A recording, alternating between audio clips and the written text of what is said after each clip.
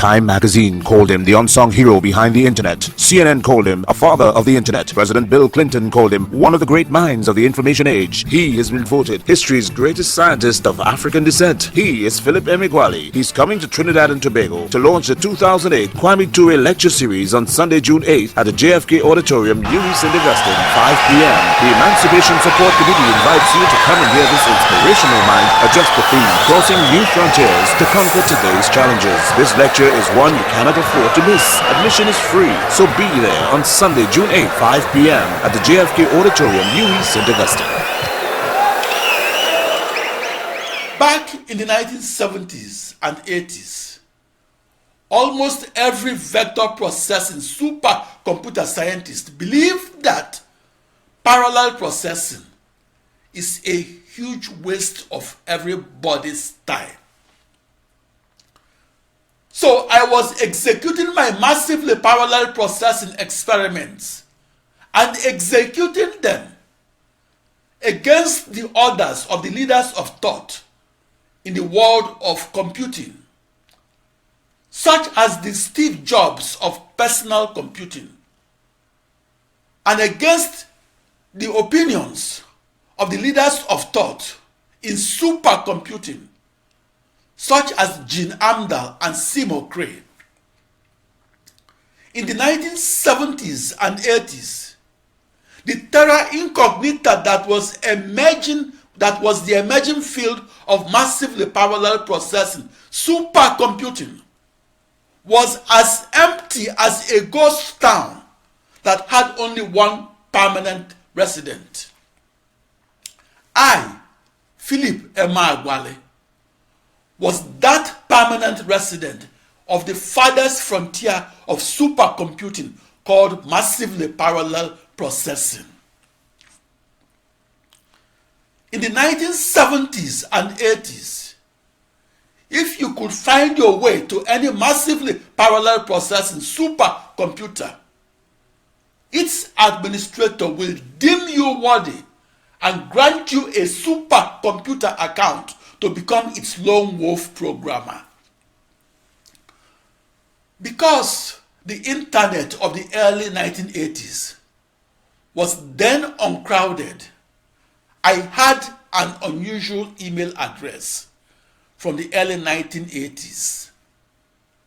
That email address had no .com suffix. In the mid-1980s, I had the email address spelled emeagwal@.com. Emeagwal was spelled like my last name without the last letter I. Think.com was the second registered .com suffix.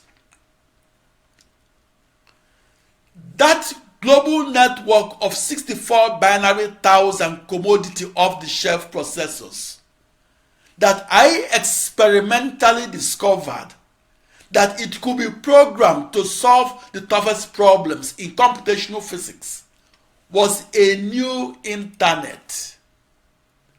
That new internet was a small copy of a never-before understood internet that had only 65,536 processors around a globe instead of billions of computers around a globe.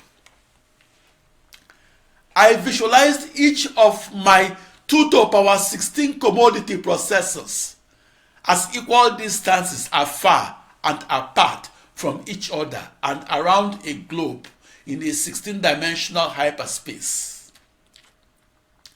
And I visualized my ensemble of processors as evenly distributed across the hypersurface of a hypersphere in a 16-dimensional universe.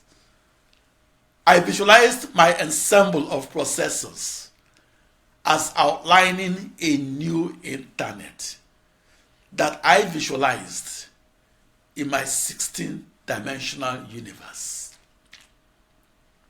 I, Philip Emeagwali, was the David from the world of the massively parallel processing supercomputer that was ridiculed and mocked for challenging the Goliath named Seymour Cray, who designed 7 intense supercomputers in the world of the vector processing supercomputer of the 1970s and 80s.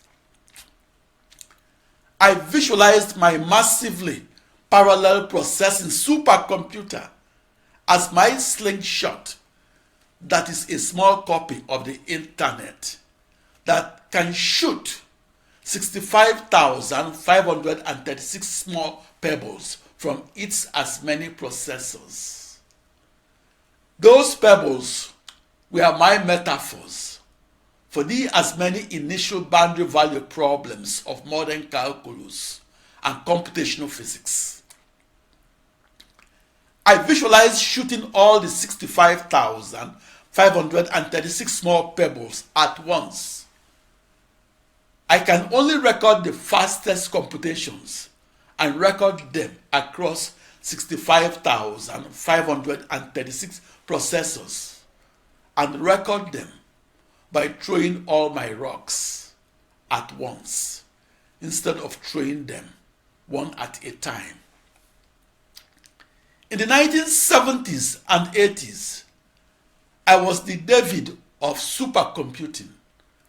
I was ridiculed and caricatured by well-regarded supercomputer scientists.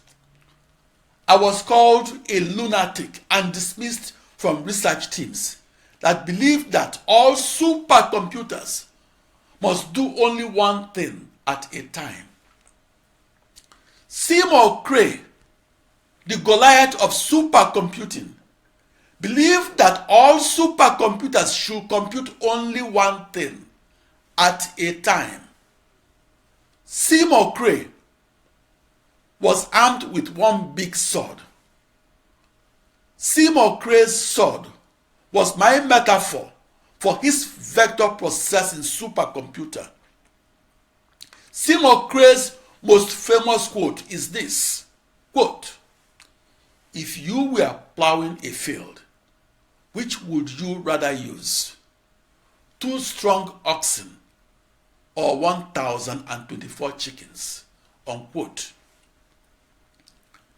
As reported in the June 20, 1990 issue of the Wall Street Journal, I, Philip Emeagwali, experimentally discovered that 65,536 chickens that learned to work together or work in parallel can plow more field than the strongest ox that walks alone.